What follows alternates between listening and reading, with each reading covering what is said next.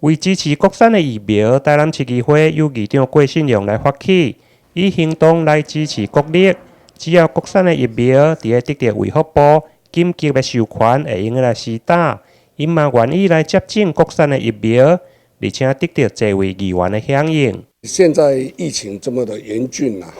那疫苗呢是所有民众所期待的。那因为一个国家呢，如果要展现自己的实力，这个疫苗属于战略物资。那如果自己的国家能够发展自己的疫苗的话，不但是一个国人的骄傲，也是一个成就。那我们就用行动来支持我们的国产疫苗。那我们的国产疫苗如果通过了国家严格的审查以及符合一切的标准之下，那开始施打，那我们要用行动来支持整个议会的疫苗施打的状况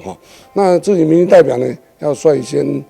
作为表率，就是呢这个施打的状况呢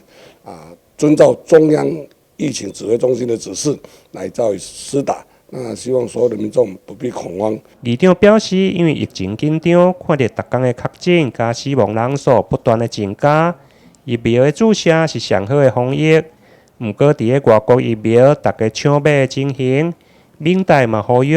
如果国产的疫苗得到中央紧急的授权，希望大家要有信心，用行动来支持国力的研发。至于民意代表甲工会的助理，是毋是会用纳入第二类的中央甲地方政府的防疫人员？议长表示，一切遵照中央流行疫情指挥中心来办理。台南新闻林跟刘品言采访报道。